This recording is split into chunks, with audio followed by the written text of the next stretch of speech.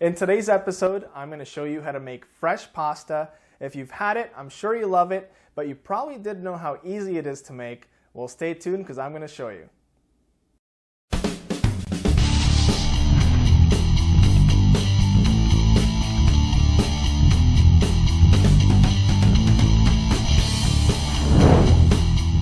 So making fresh pasta is a lot easier than most people think. Now I'm going to show you a basic recipe here, which you can always use to make fresh pasta, but I'm going to give it a little twist. I'm actually going to add a little chimichurri. Okay, and a chimichurri is a mixture of fresh herbs, garlic, and red pepper made into a paste.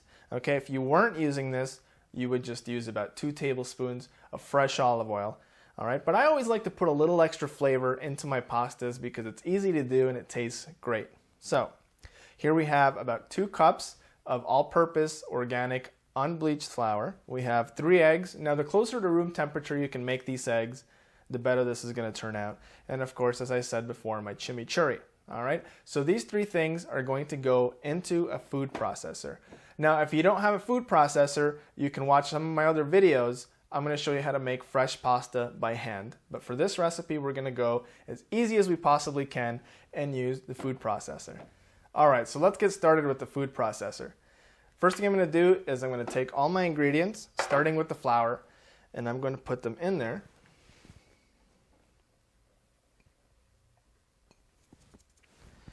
All right, then I have my 3 eggs.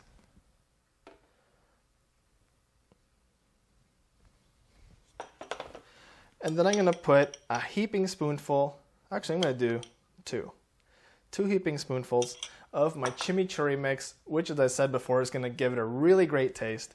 But once again, I'm going to repeat this.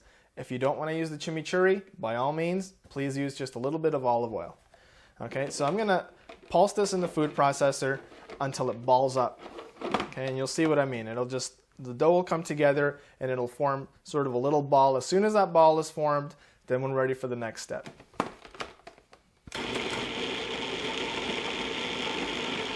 All right, now before this dough comes out onto the board, I'm just going to flour the board.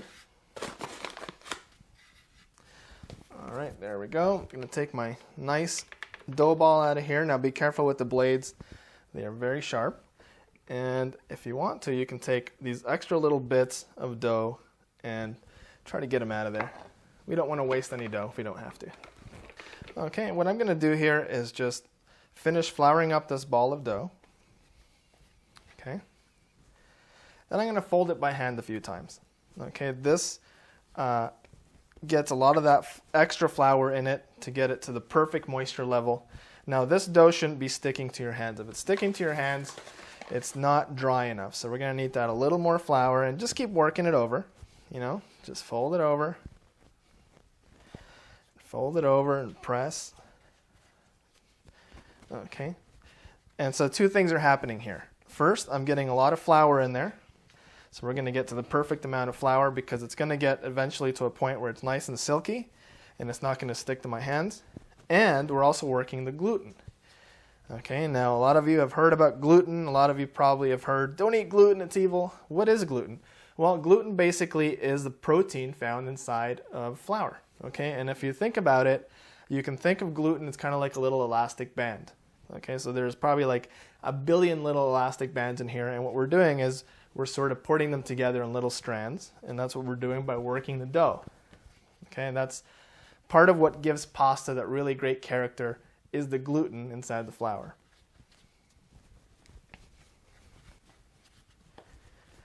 All right, so I'm going to work this just for another few seconds here, and this is the test to know when this dough is ready. If you poke your finger into it, does it bounce back? This one did, so it's ready to go. And what I mean by that is I'm going to put it into a little Ziploc bag and I'm going to put it in the fridge for half an hour. And what that's going to do, it's going to relax that gluten that we've built up and it's going to give you the perfect texture pasta. All right, so now I have my pasta out of the fridge. And I don't know, I guess I've done something to anger the pasta gods. You can hear there's a full-fledged lightning storm outside. So, well, this is the Tampa Bay area, and we are known for lightning. So, well, let's see. Hopefully there's enough electricity to go for the rest of this video. All right, so I'm going to take my pasta ball here, and put it on my work surface, I can already feel that it's a lot softer. Okay, so that gluten has relaxed. So I'm going to cut my ball into 4 pieces here using a scraper. Okay, this is going to make it into more manageable sized pieces. All right, so I'm going to start working with our first piece of pasta here. It's going to fold it over a couple of times. All right, now on the side of your pasta machine, if it's anything like mine, you'll have a little dial with all sorts of different numbers. This one ranges from 1 to 9. Okay, so I'm going to start on the largest setting, which is number 1.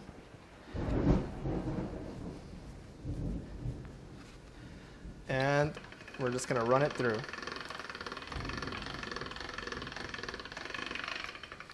All right, now this first step I do about 10 to 12 times. I keep folding the dough over on itself and then putting it in here, and that creates a really, really good texture for the pasta.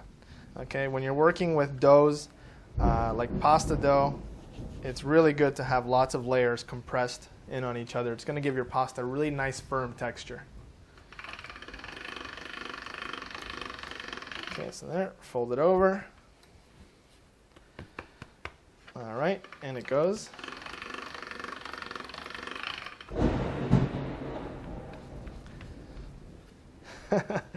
This sounds like the beginning of some sort of... All right, well, there goes my power. So I guess I'm going to have to continue this when the electricity comes back. All right, so I have my machine set on number 1, and I have my initial piece of dough here. Okay, what I'm doing is I'm putting it through these rollers, and I'm sort of working some dry dough into the layers and folding it each time. All right, now as I said before, I'm going to do this about 10 times to make sure that the dough has the right consistency when I'm done with it. All right, now I'm going to turn the machine onto number 2. All right, and I'm going to go on my particular machine up until number 7. Okay, so from here to number 7, I put the dough through each number 2 times.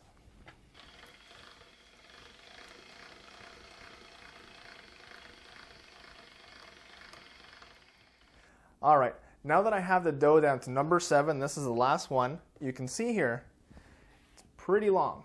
Okay, so what I'm going to do is I'm going to cut this down in size. So I'm going to cut it in half with my scraper, and then I'm going to run each one of these halves through the number 7 2 times.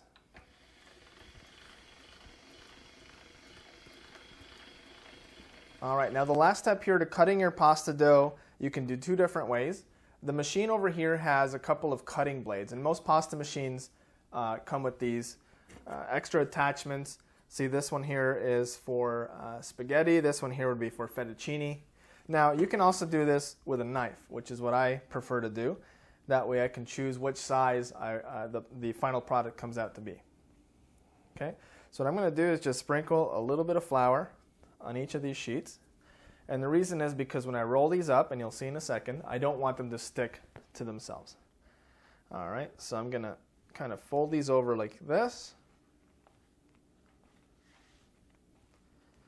Okay, just very loosely fold them over. This one too. I want to spread that flour out. I can put a whole bunch more actually, just to ensure that this, even though this sheet is pretty dry, I want to ensure that it doesn't stick to itself. All right, there we go. And to cut it, simply grab a knife and cut it lengthwise. All right, same with this one. Okay, and then just give them a little toss. And here you have nice homemade fresh tagliatelle, okay, which is like a fat fettuccine. All right, so I'm just gonna toss them back and forth here and just get them separated into individual noodles. And that's all there is to making really nice fresh pasta. All you need to do is boil this stuff in some salted boiling water for 1 to 2 minutes, and you have pasta that's ready to go. Now to store this, what I'm going to do, is I'm going to put it on a sheet, put it in the refrigerator with a whole bunch of flour like you see here so that it won't stick to itself, and it'll last like this for a good week in the fridge. Some other people also hang this up in little racks, and you can let the pasta dry completely, and depending on where you live and what the humidity is in the air, this can last in a dry form in an airtight container from anywhere to 2 weeks to 6 months.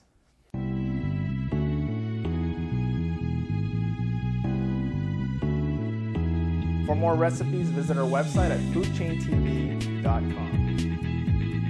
Food Chain TV is brought to you in part by Kenmore. Cookmore.com. A dash of inspiration, a taste that's all yours.